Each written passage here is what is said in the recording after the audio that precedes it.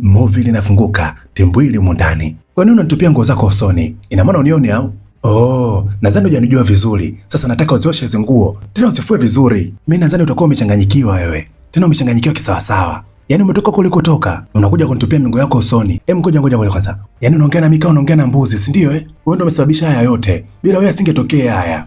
Oh, sawa, hakuna tatizo. Sasa naingia ndani. Nikitoka nje, nataka nikute hizo nguo zishafuliwa. Nadhani tumeelewana. Mpumbavu wewe. Nadhani sasa umeichoka kazi yako. Tena umeichoka kisawasawa. Na kazi imeanza kukushinda. Kwa nini umekataa kufua nguo za mgeni wangu? Hapana, haikuwa hivyo. Hapana, haikuwa hivyo kabisa. Haikuwa hivyo. Sasa kama haikuwa hivyo, ni kitu gani kilichoendelea huko nje? Hapana saa, haikuwa hivyo kama alivyokuambia. Haikuwa hivyo kabisa. Amekudanganya. Mimi nilikuwa nafanya zangu usafi. Mara akatokea. Akaanza kuniongelesha kama mtoto mdogo. Yaani ananiongelesha kama katoto kake. Hii sio sawa kabisa. Haitakiwi tuishi hivi. Hata kama mimi ni mfanyakazi wa ndani, haitakiwi nifanyie hivi. Sio sawa kabisa. Sio sawa hii. Ebe, naomba unisikilize kwa makini. Sitaki kufanya kitu kibaya juu yako. Sitaki kuchukua maamuzi mabaya juu yako. Sasa nataka haraka sana uende ukafue zile nguo. Nadhani tumeelewana. Kama mgeni wangu atakuwa na furaha, na mimi sitakuwa na furaha.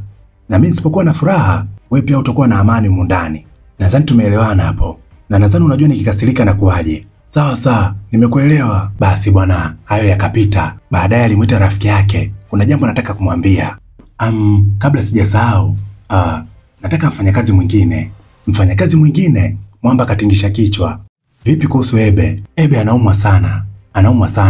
Na nadhani yote yanatokea kwa sababu anafanya kazi kwa kupitiliza. Yuko peke yake tu hapa. Nadhani mtafutie mfanyakazi mwingine ili wasaidiane humu ndani, kwa sababu Ebe anafanya kazi nyingi sana mpaka anaumwa sasa. Anaumwa sana, na hiyo yote kwa sababu anafanya kazi kupitiliza. Na mimi nimuelewa sana. Sitaki kufanyisha tu kazi kama punda. Basi bwana, baada ya yote kutokea, baadaye Mwamba aliita pisi. Haya ndo mambo yake. Yaani kila siku kubadilisha wasichana. Wanawake na yeye na wanawake. Na hivi ndio vitu anavyovipenda. Basi bwana, hayo nayo yakapita. Baadaye tunamwona rafiki yake akiwa na mgeni. Amekuja nyumbani kwa Marcus. Mara Marcus akatokea. Mwamba akasimama kumsalimia. Wakasalimiana. Kisha kila mmoja akakaa chini. Kabla ya yote nimekuletea mfanyakazi mpya. Yule mfanyakazi ulioniagiza nimekuletea. Mfanyakazi ambaye atakuwa anafanya kazi kwenye hii nyumba yako. Oh, sawa. Yuko wapi sasa mfanyakazi mwenyewe? Ina maana mdoto hujamuona? Si huyo hapa huyo. We, hebu jitambulishe mwenyewe hapo. Oh, okay. Asanteni kwa nafasi hii. Mwamba kabaki anashangaa. Jina langu naitwa Miss Togole. Ni mfanyakazi professional sana na kazi zangu nafanya kwa umakini wa hali ya juu. Marcus akabaki anashangaa. Huyu mtu mzima mtoto. Na sehemu ambazo anaweza kufanya kazi, garden, Mwamba anatoa macho tu. Hata ukiniweka getini pia anaweza kufanya kazi. Yaani kwa jinsi kitoto kinavyoongea, hata Mwamba aliyemleta na kuamini haya maneno kama anaongea huyu mtoto. Yoshi, ndio mkuu. Hivi unakielewa ulichokifanya kweli? Mbona unaniletea matatizo kwenye nyumba yangu? Unataka mimi nifungwe na kuuliza? Asa mbona unaniletea mtoto? Unaletea mtoto kwenye nyumba yangu. Huyu ataweza kufanya kazi humu ndani? Unataka mahakama haki za watoto sije kunikamata humu ndani, si ndio? Basi bwana, mwisho wa siku Joshi alimwelewesha Marcus kwamba huyu sio mtoto, ni mtu mzima, ila amedumaa tu. Marcus alikubali, akampa kazi. Asa leo ni siku ya kwanza Togole kazini. Vioja vikaanza. Ameingia chooni kufanya usafi, akakuta kuna mtu ameacha haja kubwa. Inawezekanaje? Yaani mtu anaacha haja kubwa hivi. Anashindwa hata kuflashi. Kuna watu wana mambo ya ajabu. Sijakuona katika maisha yangu. Kweli kila kazi ina changamoto. Na kama mambo yenyewe ndo haya, hii kazi mimi itanishinda. Hii kazi itanishinda kwa kweli. Mambo yenyewe ndo haya? Hapana.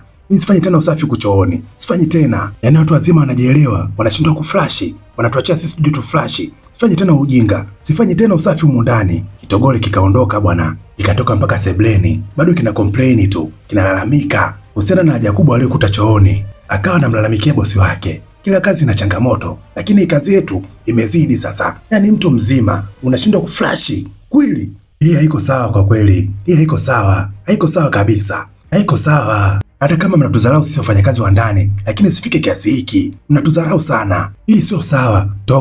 Kitogo ikabidi kinyamaze baada ya kusikia sauti ya bosi wake. Yaani unakoroma, unafoka mbele yangu. Yaani ni mfanyakazi, alafu unafoka mbele yangu. Tena sio kufoka tu. Yaani unalalamikia kana kwamba mimi nimefanya huo ujinga. Nisamehe bosi, nisamehe. Lakini acha tu. Kitu kilichoshushwa huko ni hatari. Utasema limuogo. Yaani mpaka nikajiuliza, aliyofanya hayo mambo ni binadamu kweli au ni mnyama huyo? Maana hicho kitu ni hatari. Bonge la mzigo. Maana binadamu wa kawaida hawezi kushusha mzigo kama ule. Bonge la mzigo. Limesimama nganganga. Linaniangalia ngee. Marcus ikabidi amwangalie mgeni wake. Maana haelewi. Dogo anamvuruga tu hapa. Haelewi. Marcus ikabidi amuulize mgeni wake. Maana sio kwa vichambo hivi vya Togo. Baby, samani. Umetumia choo leo? Kitogo kimetulia kinasubiria jibu.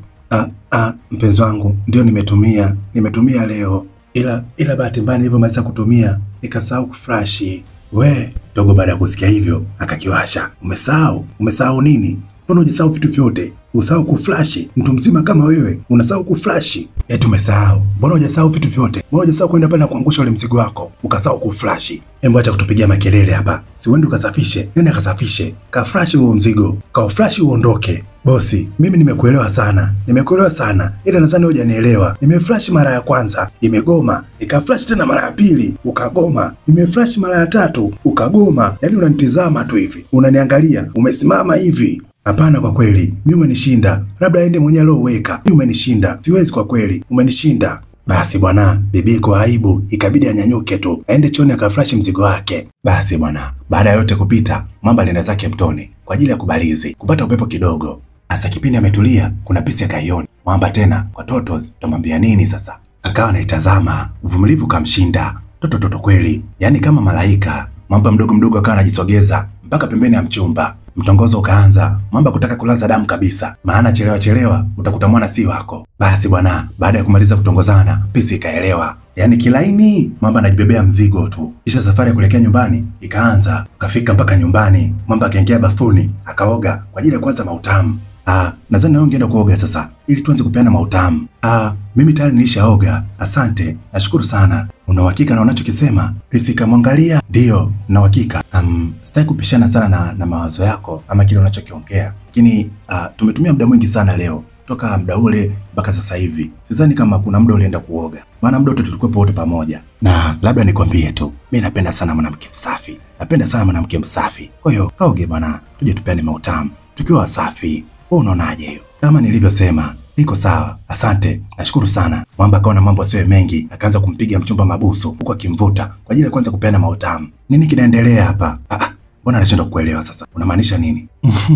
Usijali, utanielewa muda si mrefu kutoka sasa. Mwamba akabaki anatoa macho tu, maana haelewi. Naomba ulale. Nilale? Nalalaje sasa? Wakati tumekuja hapa kupeana utamu. Sasa nalalaje? Mimi nataka tupeane utamu. Mtoto mzuri kama wewe anakuachaje? Tupeane utamu ndo tulale. Stella akamshika Marcus kidevu, kisha akamwambia lala. Macho akabadilika.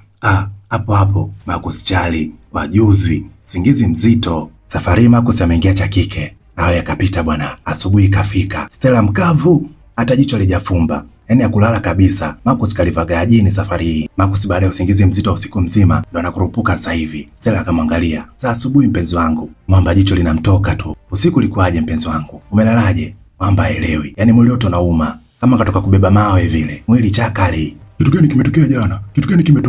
Mbona sielewi kabisa. Yaani sielewi. Kuna nini kimetokea jana? Nakumbuka uliniambia umechoka sana, unahitaji kulala. Hiyo ndio ilivyokuwa. Kwa baada hapo kalala. Mwamba akabaki anatoa macho tu, maana haelewi. Hayo yakapita bwana. Baada ya Stella akaingia zake jikoni ili kwenda kuandaa chai. Habari za asubuhi mrembo. Ebe akashtuka. Salama madam. Maana hajazoea kabisa kuitwa humo ndani. Hasa na sauti za kike. Nionyeshe viungo vya chai. Nataka kutengeneza chai kwa ajili ya mume wangu. Sawa madam. Vipo juu tu hapo. Stella akafungua, akavitoa, akatoa kopo la maziwa na kopo la viungo. Kisha akaviweka chini. Ebe anamwangalia tu Stella. Alishaanza kumhisi vibaya. Maana toka aje humo ndani, mauzauza yaishi. Ghafla tiputi likaama. Likatoka kushoto likahamia kulia. Ebe akanashangaa. Haamini kilichotokea hapa. Stella yeye kwake kicheko tu. Huyo akasepa. Kisanga kikabaki kwa Ebe. Kila akipiga mahesabu hayaji. Ile tiputi niliweka huku. Anageuka nyuma. Amoni Stella. Sasa baadaye kipindi Marcus anakunywa chai, kitogo kilikuwa kinafanya usafi. Sebleni. Baada ya kumaliza, kikahamia chumbani. Sasa Togo hapendi kule kufanya usafi chumbani. Toka kutana na ule mzigo, hapendi kabisa. Yaani akiingia ndani, yeye ni kukaa tu. Akafuta kiti, huku milalamiko ikiwa inaendelea. Akakaa bwana, analalamika tu. Kazi gani? kazi inachosha, kazi kubwa, mshahara mdogo. Sasa kipindi anaendelea kulalamika, Stella akatokea chooni. Nakumbuka aliwacha sebleni na mlangoni Stella hajapita. Hii kazi ngumu kwa kweli. Kazi ngumu sana hii. Yaani ngumu sana. Hata kama maisha magumu, ila kazi hii ngumu bwana. Sasa kipindi anaendelea kujilalamisha, si ndo ageuka nyuma bwana. Yesu, Yesu wangu. Kikazima. Hayo yakapita bwana. Baadaye ilipofika jioni, mida ya kubwa bwana. Mida ya kupeana utamu. Na leo Stella ameoga. Mamba anafurahi. Aamini kabisa leo mpenzi wake ameoga. Mbwembwe kibao. Yaani leo silali kabisa. Na leo utaelewa. Kwa nini wananiita Marcus? Nitakupa vitu adimu, vitu vitamu sana. Yaani mpaka utawasawa na mume wako wote ambao ushakutembea nao. Leo mbona utanikoma? Mtoto unanukia wewe. Unanukia sana. Mashallah. Asa Mwamba baada ya kujimaliza, Stella neno lake lile lile tu. Marcus, naomba ulale. Mimi sina usingizi. Mimi leo silali. Nimeshakwambia leo sitaki kulala. Leo nataka kuenjoy utamu wako. Mtoto unanukia sana. Unanukia mtoto. Stella hataka kupoteza muda, akamshika kidevu, kisha akamwambia, Marcus lala. Mchezo ni ule ule. Mwamba wa juzi. Sasa Ebe na Togo yale mauzauza mule ndani yaliwashinda. Leo alienda kwa shehe kwa ajili ya kufanywa dua. Basi bwana, shehe aliwafanyia dua, aliwafanyia sana dua, aliwaombea kwa Mungu. Piga bonge moja la dua pale. Baada ya kumaliza kupiga dua nzito, akamkabidhi Togo maji. Yale maji alikuwa anayaombea. Ebe akakabidhiwa udi, wakifika wazitumie. Na huko nyumbani kwa Marcus, leo Stella amembadilikia, amemjia kwenye sura yake halisia. Mwendo wa kuchezea viboko tu. Sasa Ebe na Togo wanafika nyumbani, wanasikia mtu anapigwa viboko ndani. Wakawa waoga kuingia ndani. Maana nyumba ishakuwa ya mauzauza na waelewa anapigwa viboko ndani ni nani. Basi bwana, wakajivutavuta wakaingia mpaka ndani. Sasa kipindi wameingia ndani, wanamwona bosi wao anatoka mbio. Yaani analia, "Nisamee." Ile wanaangalia kwenye ngazi, Stella anatoka. Kitogo kinapiga maombi ya kufa mtu. Mwamba anaomba msamaha tu. Stella hata anaelewa sasa. Yeye anazidi kushuka. Anasogea walipo akina Togo. Ebe akawa anampulizia ule udi alipokuwa na shehe, lakini wapi? Aligonga mwamba. Mara Stella akabadilika. Akawa mmoja kati ya wapenzi ambao Marcus ashakutembea nao huko nyuma. Togo haelewi, amevurugwa tu hapa. Marcus anashangaa. Jackie, ni wewe? Umekuwaje? Umekuwa mchawi? Umekuwa mchawi Jackie? Umebadilika? Kwa umekuja kuniroga, si ndio? Umekuja kuniroga, si ndio? Ebe macho anamtoka, tuna viudi vyake mkononi. Togo ndo haelewi kabisa, kavurugwa. Marcus, huu ndo mwisho wako. Huu ndo mwisho wako nakwambia. Unachezea sana wanawake. Unaharibia maisha yao. Mbona unashinda kuelewa? Nini kimetokea juu yako? Nini kimetokea kwako? Mbona umebadilika hivyo? Wewe ndio umesababisha yote haya. Wewe ndio umesababisha. Unakumbuka ulinipa mimba na ukanilazimisha niitoe. Sasa baada ya kwenda kuitoa ile mimba, ilisababishia kifo. Nimekuja kulipiza. Na wewe lazima nikuondoe kwenye hii dunia. Akamtupia uchawi, akaanza kumkaba kimazingara. Ebe anatingisha tu viudi vyake. Sasa kipindi Mwamba anaendelea kuchezea kabali, Togo akachukua ile maji, akammwagia, likaanza kutetemeka, likatetemeka, likaanza kupiga mikelele, likapiga sana mikelele pale. Na hiyo ndio ilikuwa ponapona Marcus. Vinginevyo angekwisha leo. Yake akaanguka mpaka chini, akawa anapiga mikelele. Mwisho wa siku akayayuka, akapotea. Wafanyakazi wa ndani wamemwokoa bosi wao leo. Basi bwana, baada ya yote kupita, Mwamba aliwashukuru sana wafanyakazi wake. Aliwashukuru kwa kumsaidia, kwa kuokoa maisha yake na kuahidi kwamba atabadilika. Bwana, huu ndio mwisho movie hii hapa. Mimi naitwa Popa. Bye.